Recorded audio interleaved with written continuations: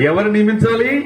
దేవుని మాట వినువారిని, దేవుని కొరకు నిలబడేవారిని నీవు నియమించాలి. అదే కట్టడం, పడద్రోయటం, తీసివేయడం. దేవుని మాట వినే వారిని నిలబెట్టాలి. దేవుని మాట వినకపోతే వారిని తీసి పదవీచ్యం చేసి నీవు మరొకరిని దేవుని మాట వినేవారిని నిలబెట్టడానికి నిన్ను జనములకు ప్రవక్తగా నియమించాను. ఇర్మియా, నువ్వు బయలుదేరు అని అంటే, చిత్తము ప్రభువా, నీ మాట నేను వింటాను అని చెప్పేసి బయలుదేరాడు. దేవుని కొరకు నిలబడ్డాడు. రాజులు సైతం ఆశ్చర్యపడేటట్లు రాజుల దగ్గర నిలబడ్డాడు. గొప్ప గొప్ప మంత్రుల దగ్గర నిలబడ్డాడు. దేవుని ప్రవక్తగా, ఈయనని కన్నీటి ప్రవక్తగా అంటారు. ఈ ప్రవక్త పేరు ఏంటమ్మా చెప్పండి? ఇర్మియా. ఇర్మియా ప్రవక్త పేరు. ఇర్మియా యొక్క నిక్ నేమ్ ఏంటనంటే కన్నీటి ప్రవక్త. చెప్పండి. కన్నీటి ప్రవక్త అంటే తన ప్రజల కోసం, తన దేశం కోసం, తన జాతి కోసం కన్నీరు కార్చేవాడు. చెప్పండి, చెప్పాలి. కన్నీరు కార్చేవాడు. వారు మంచిగా ఉండాలని, దీవించబడాలని, సరైన మార్గం నడవాలని, చెడు మార్గం విడిచిపెట్టి దేవుని పరిశుద్ధ మార్గంలో నడవాలని వారి కోసం విలపించే ప్రవక్త ఈ ఇర్మియా ప్రవక్త. ప్రతి సంఘములో ఇర్మియా ప్రవక్తలు లేవాలి. తన జాతి కోసం, తన ప్రజల కోసం, తన కుటుంబం కోసం, తన కుటుంబం అందరి కోసం విలపించి కన్నీరు కార్చే ప్రవక్త ఉండాలి. ఎంతమంది కన్నీటి ప్రార్థన చేస్తున్నారు? నీ కుటుంబం కోసం బాధ్యత ఉందా అమ్మా? నీ కుటుంబంలో రక్షణ పొందకపోతే, వారు ఇష్టానుసారంగా జీవిస్తూ ఉంటే, దేవుని వాక్యం ప్రకారం జీవించకపోతా ఉంటే, నీవు దేవుణ్ణి అడుగుతున్నావా? దేవుని దగ్గర విలపిస్తున్నావా? దేవుని దగ్గర కన్నీరు గారుస్తున్నావా? చెప్పండి. మీ హృదయమే ధర్మశాస్త్రం. సంఘములో ఎవరు కావాలంటే కన్నీటి ప్రవక్తలు కావాలి. ఎవరు కావాలి? ఎవరు కావాలి? ఎస్, బాధ్యత అది. బాధ్యత. చిన్న దెబ్బ తగలటం కానీ బోరు నీడ్చేస్తామే మనం. వారు చనిపోయిన తర్వాత నరకం వెళ్ళిపోతే అప్పుడు బాధ కలగదా? అప్పుడు బాధ రాదా? బాధపడాలి. భూమి మీద ఉన్నప్పుడే వారి కోసం ప్రార్థించే వ్యక్తులు సంఘములో లేవాలి. వారి కోసం విలపించేవారు లేపబడాలి. నీకు బాధ్యతకు రావాలి. బాధ్యత లేకపోతే వారు ఎప్పుడు చనిపోతారో తెలియదు, ఎప్పుడు ప్రాణం పోతుందో తెలియదు. ప్రాణం పోతే గనక, విశ్వాసం లేకుండా ప్రాణం పోతే, రక్షణ లేకుండా ప్రాణం పోతే, వారికి పరిశుద్ధ జీవితం లేకుండా ప్రాణం పోతే, ఈ లోకాన్ని విడిచిపెడితే ఖచ్చితంగా వారు ఉండేది అపవాదితోనే. అపవాది కుయుక్తులు. అపవాది వారిని ఏం చేస్తుంది తెలుసా? భయంకరమైన శిక్షకు అప్పగిస్తాడు. అపవాది ఉండే స్థలము పాతాళం, నరకం. వాడు ఉండే స్థలమంతా వేదన, కన్నీరు కారుస్తూ ఉండాలి. నరకంలో రోదనతో భయంకరమైన పరిస్థితిలో ఉండాలి. కానీ దేవుడు మనకు అప్పగించిన బాధ్యత ఏంటంటే వారి కోసం ప్రార్థించాలి. ఏం చేయాలి? నీ కుటుంబంలో ఉన్న వారి కోసం ఏం చేయాలి?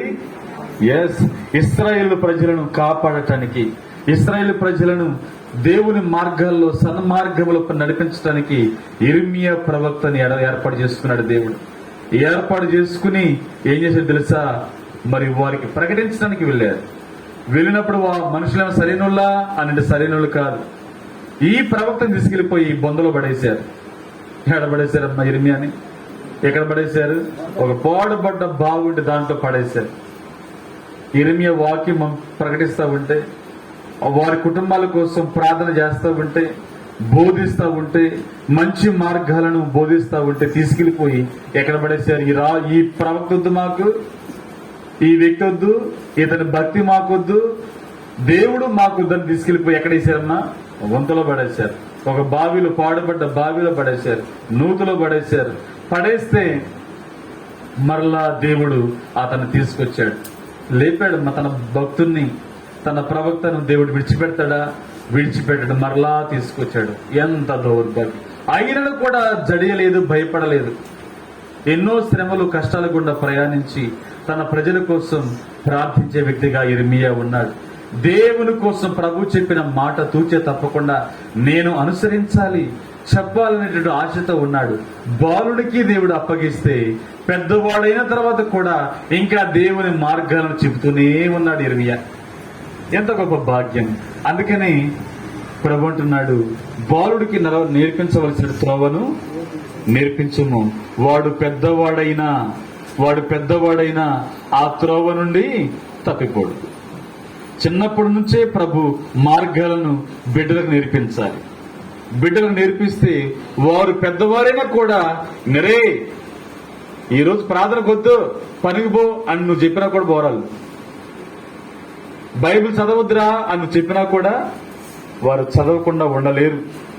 అరే నీవు మంచి చేయొద్దురా అన్నా కూడా మంచి చేస్తానే ఉంటారు. వాళ్ళు తన పుట్టి పెరిగిన ప్రాంతానికి మంచి చేస్తారు, తన ప్రజలకు క్షేమం కలిగిస్తారు, ఆ ప్రాంత ప్రజలకు క్షేమం కలిగిస్తారు. అంతే కదా. కొన్ని ఏరియాస్ లో కొంతమంది బిడ్డలు ఏం చేస్తారు తెలుసండి, ఇష్టానుసారంగా తాగి ఇష్టానుసారంగా మాట్లాడుతూ బూతులాడుతూ ఆ ప్రజలందరినీ కూడా చెదరగొడుతూ బూతులాడుతూ అందరిని ఇబ్బంది పెడుతూ ఆ ప్రాంతానికే ఇబ్బందికరంగా మారిపోతూ ఉంటారు కొంతమంది. కొన్ని ప్రాంతాలలో ఏరియాస్ లో వీడు ఎందుకు పుట్టారా ఇక్కడ మా ఊర్లో అనిపిస్తా ఉంటది కొంతమందికి. వీడిలో ఎప్పుడు మార్పు వస్తుందరా అనిపిస్తా ఉంటది. వీరిలో ఎప్పుడు దేవుడు మార్పు తీసుకొస్తాడరా అనిపిస్తా ఉంటది. అలాంటి వారు అనేకమైన గ్రామాల్లో ఉన్నారు. తాగుడికి అలవాటు పడిపోయి, మత్తు పానీయాలకు అలవాటు పడిపోయి, గంజాయికి, కొకైన్, హెరాయిన్ అనేకమైన వాటికి అలవాటు పడిపోయి ఏం చేస్తారనంటే ఆ ప్రజలకు, సొంత ప్రాంతానికి, సొంత గ్రామానికి, సొంత ప్రజలకు, కుటుంబాలకు ఏం తీసుకొస్తున్నారు? కీడు తీసుకొస్తున్నారు. యవనస్తులు ఏం తీసుకొస్తున్నారమ్మా? మేలుకు ప్రతిగా ఏం చేస్తున్నారు వాళ్ళు? కీడు. ఏం చేస్తున్నారు? కీడు చేస్తున్నారు. ప్రభు అంటున్నాడు, కీడునకు ప్రతిగా మేలు చేయండి అన్నాడు. ఏమన్నాడు చెప్పండి? కీడునకు ప్రతిగా ఏం చేయాలంట? మేలు చేయండి. సాధ్యమైతే మేలు చేయకపోయినా పర్లేదు కానీ కీడు మాత్రం చేయొద్దు. కీడు చేయొద్దు. కానీ వీరేం చేస్తున్నారు? సరైన పెంపకం లేకపోతే, చెప్పండి అమ్మా, సరైన పెంపకం లేకపోతే ఏం చేస్తున్నారు? ఇష్టానుసారంగా జీవించే పరిస్థితి వస్తామని. ఆ పరిస్థితులు రాకూడదు. ఆ పరిస్థితులు మనలో ఉండకూడదు. మనము దేవుని కోసం బిడ్డలను నిలబెట్టాలి. దేవుని కోసం బిడ్డలు నిలబెట్టి వారు శ్రేష్టమైన మార్గములు నడిచేటట్లు ఆ బిడ్డను చూసినప్పుడల్లా దేవుని చూసినట్లే ఉండాలి. ఎట్లా ఉండాలి? ప్రభువుని చూసినట్లుగానే కనిపించాలి. అలా విధంగా పెంచాలి దేవుని బిడ్డలను. అంతే కదా. దేవుడిచ్చిన గొప్ప వరం మనకు, గొప్ప భాగ్యం. ఆ బాధ్య తల్లికి గొప్ప భాగ్యం అది, తండ్రికి గొప్ప భాగ్యం అది. ఆ బిడ్డలను సరైన మార్గంలో పెంచటం అదొక దేవుడిచ్చిన వరంలాగా భావించి వారిని పెంచాలి సక్రమైన మార్గములో. వారు వినకపోతే చెప్పాలి, బోధించాలి. మనం ప్రార్థన పూర్వకంగా బోధించాలి, మోకరించి ప్రార్థించాలి, కన్నీటి ప్రవక్తలాగా మనము ప్రార్థించాలి, విలపించాలి. వారి కోసం కూర్చోబెట్టి వాక్యం చదివించాలి. టీవీలు చూస్తుంటే, చెడ్డ కార్యక్రమాలు చూస్తుంటే ఆఫ్ చేయాలి. మనమే బాధ్యత తీసుకోవాలి. సెల్ ఫోన్లో ఏం చూస్తున్నారో అబ్జర్వ్ చేయాలి.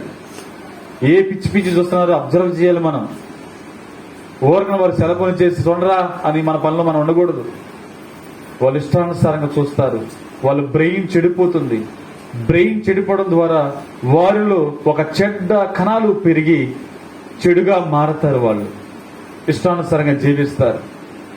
కనుక దేవుని బిడ్డలముగా సంఘానికి వస్తున్న మనం ప్రార్థన పరులుగా మారాలి. బిడ్డల కోసం, నీ ప్రాంత ప్రజల కోసం, నీ రక్త సంబంధుల కోసం ప్రార్థించాలి. దేవుడు ఇర్మియాను అందుకే పంపించాడు. ఆ ప్రజలను మంచి మార్గంలో నడిపించటానికి, రాజులను సైతం మంచి మార్గంలో నడిపించడానికి ఎవరిని ఎన్నుకున్నాడు? చెప్పండి. ఎవరిని? పేరు చెప్పండి అమ్మా. ఇర్మియా. చెప్పండి. ఇర్మియా ప్రవక్తను. బాలుడినయ్యా, చిన్న పిల్లవాడినయ్యా, నిన్నెట్లాగలనయ్యంటే, ఇర్మియా నీ నోటికి నోరుగా ఉంటా. ఏమన్నాడు ప్రభు? చెప్పండి.